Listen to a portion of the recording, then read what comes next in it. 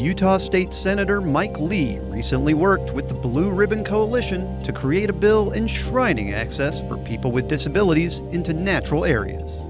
The proposed bill would require federal agencies to evaluate motorized access to an area with consideration to Americans with disabilities, those who might not have the physical capability to get out into the backcountry.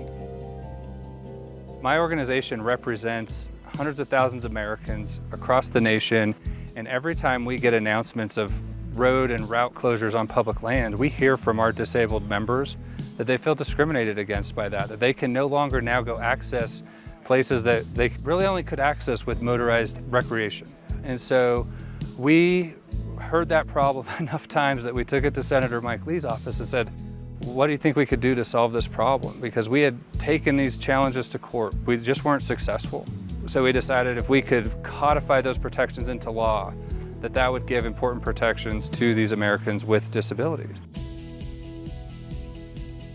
I've been dealing with land use issues for the last 20 years, from the time I lived in Moab to now living out here in the hurricane area. And that's one of the things that's always been so important for me as a disabled individual, because so many people, I think, take for granted their ability to get out and to go walk, or to go mountain bike, or to go ride a horse, or to go, just wander around at their leisure in outdoor recreational opportunities. And for those of us that don't have that opportunity, that are limited by our mobility or limited to our access of some type of motorized vehicle, being able to have access to the outdoors is an invaluable thing. You know, it's been years and years of conversation and litigation, and this topic has come up over and over and over, and amazingly has been ignored. Well, this has a big effect on clubs like ours. We have about 250 to 300 members on any given year, and most of them are between the ages of 60 and 90. So as you can imagine, a high percentage of those have disabilities or in some way limited from hiking and backpacking into the backcountry. Mason was born with cerebral palsy, and he hasn't let it slow him down though. He still gets out and gets in the RZR with us, and comes out and goes on these rides with us. And the only thing we have to do is just a little more prepared for the rides and bring things you need, but anybody can do it with a disability, can get out and ride.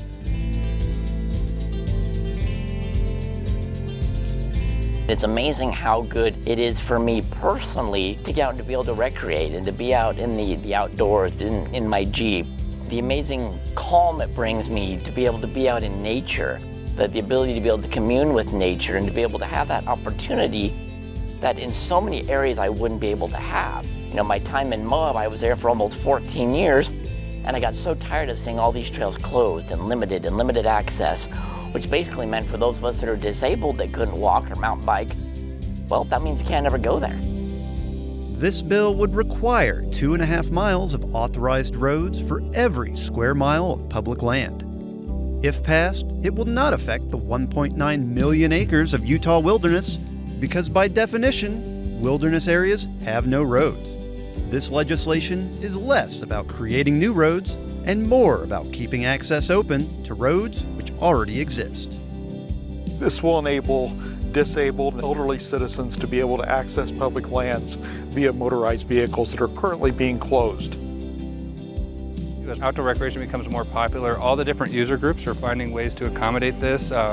The mountain bike trails, they're starting to look at like adaptive mountain biking. The e-bikes have opened up a whole new form of disability access for people who have kind of aged out of being able to aggressively mountain bike without the assistance of that electric motor. You're seeing a lot of innovation in the outdoor recreation space. It's a culmination of all those things is why this legislation is coming to the forefront now. I would say there's not a need for a loophole, but there's a huge deficiency.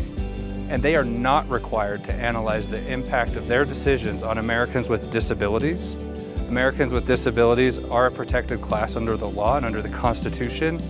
And so we think it's important that they do consider this and that they have statutory rights codified into American law that spell out how they can do that meaningfully. If this is a bill you want to see passed, be sure to contact your legislator and urge them to support the Outdoor Americans with Disabilities Act.